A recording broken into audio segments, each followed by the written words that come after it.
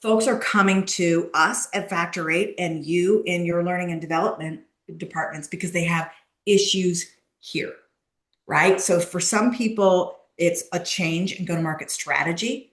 The second to last bullet here, that's exactly what you're talking about right now. For others, it's we're not hitting goal, right? We're having trouble, ramp time, attrition, conversion, et cetera, et cetera, et cetera.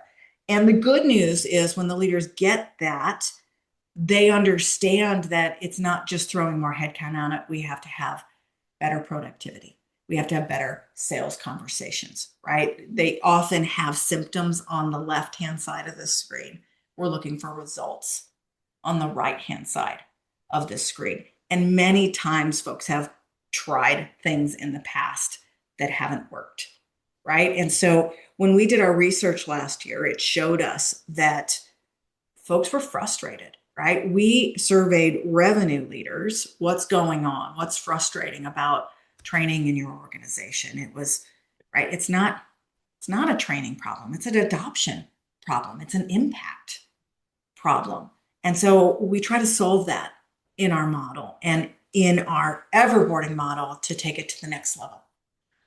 This one you saw on my last sales shot too, right? There's a disconnect between what the sales leaders are looking for and their confidence in the program. And it's because of that trailing lack of impact. So I love that you're studying this right now and saying, I want to be intentional about how we build this.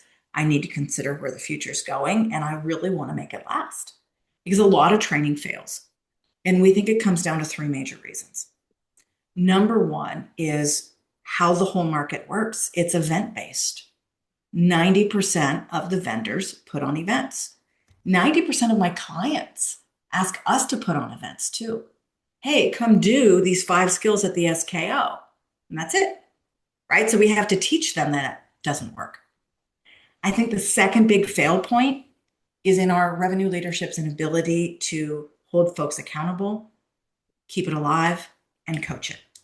Our managers are being ignored.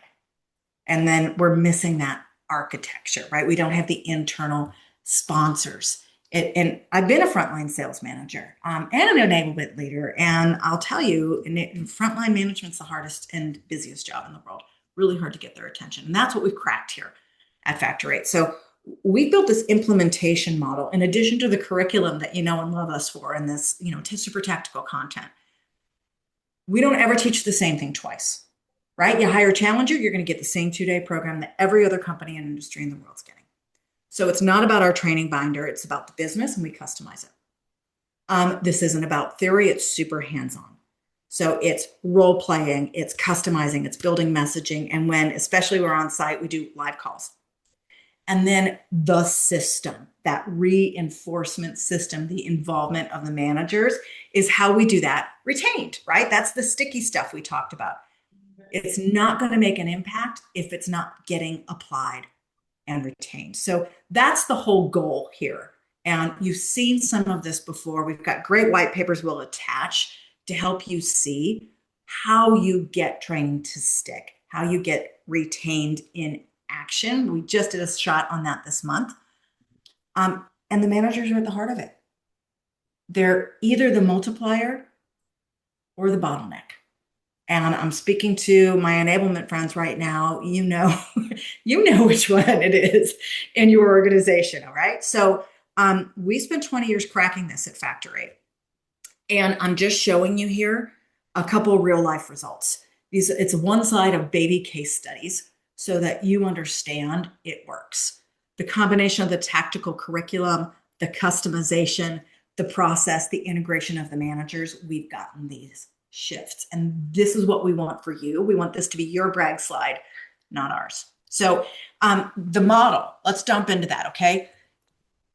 I used to buy training as an enablement leader. I used to send my reps and managers to training as a sales leader. And when I was traveling the world launching inside sales centers for IBM and SAP, I went to go and buy the curriculum and nothing fit. It was frustrating. I didn't have the time. I didn't have the staff to build it, but I had to, right? It's the age-old dilemma. When we build it, we have the ownership, it's the right price point, and we can customize it for exactly what we need, and it gets to grow with us. But we want to buy because we sometimes need the expertise, we need the speed, we need the credibility, right? We're often brought in because the enablement team isn't built with salespeople, right? Or sales leaders to teach it. So unfortunately, I think it puts us in this pickle. When we have this dichotomy of choice, we lose. I know I did when I went out and bought curriculum. I paid an extra $10,000 to have it customized. They didn't even put it in the binder. It was like one paragraph role play in the back. It really ticked me off. The model of big training is built for scale, not for impact. And look at that. It's exactly what the research told us. They build it once. They train everybody the same thing. When the event's done, it's over. What cracks me up is that then you can pay them to go certify to teach their stuff. And again, but it's the same. You don't get to customize it. You have to do it the way they do it. Here's the 2-day binder. And I think that we lose at the end of that. It's frustrating. So we built a new model and we've piloted it just a year ago. We literally have it out right now with 3 clients, and the results and the feedback are phenomenal. So this is our official launch. We call it Everboarding because the idea is that the skills we're teaching don't exist just in this classroom. They're pushed everywhere in the organization, and not just on the phones or in the sales call, but in the tools, in the process, in the onboarding, in the career paths, just like you said, okay? We want you to own the content and curriculum.